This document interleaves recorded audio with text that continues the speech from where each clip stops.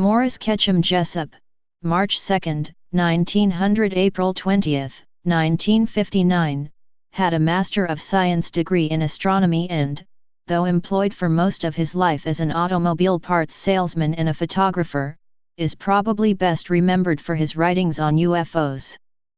Early life. Born near Rockville, Indiana, Jessup grew up with an interest in astronomy.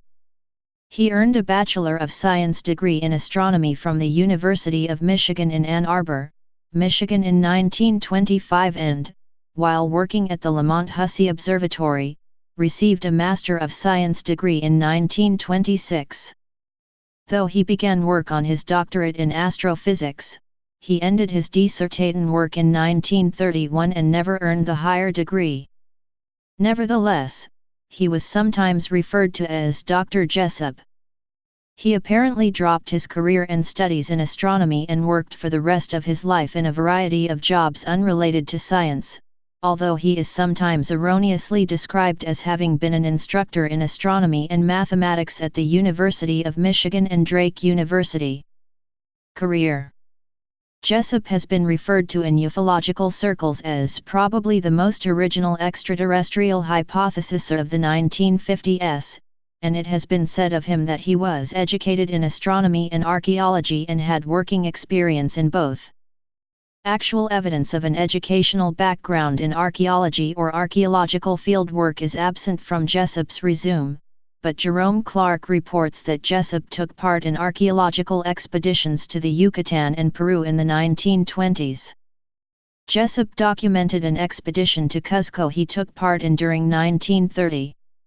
Jessup achieved some notoriety with his 1955 book The Case for the UFO, in which he argued that unidentified flying objects, UFOs, represented a mysterious subject worthy of further study. Jessup speculated that UFOs were exploratory craft of solid and nebulous character. Jessup also linked ancient monuments with prehistoric superscience, years before similar claims were made by Erich von Däniken in Chariots of the Gods and other books. Jessup wrote 3 further flying saucer books, UFOs and the Bible, the UFO Annual, both 1956, and The Expanding Case for the UFO, 1957.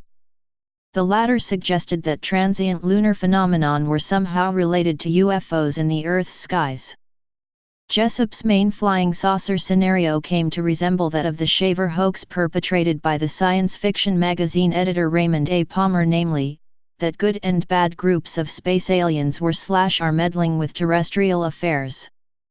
Like most of the writers on flying saucers and the so-called contacts that emerged during the 1950s, Jessup displayed familiarity with the alternative mythology of human prehistory developed by Helena P. Blavatsky's cult of theosophy, which included the mythical lost continents of Atlantis, Mu, and Lemuria.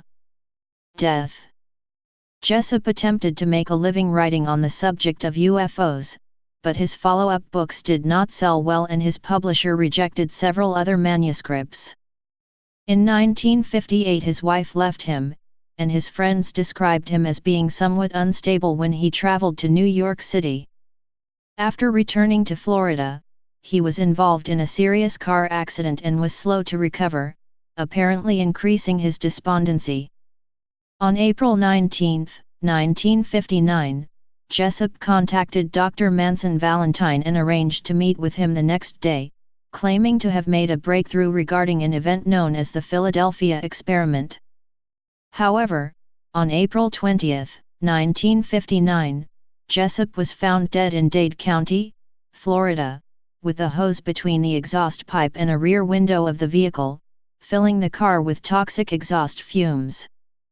The death was ruled a suicide. Some people believed that the circumstances of Jessup's apparent suicide remain mysterious, and conspiracy theorists contended that it was connected to his knowledge of the Philadelphia experiment. Although some friends claimed that he possibly had been driven to suicide by the Allende case, other friends said that an extremely depressed Jessup had been discussing suicide with his friends for several months before committing suicide. Please subscribe and thanks for watching.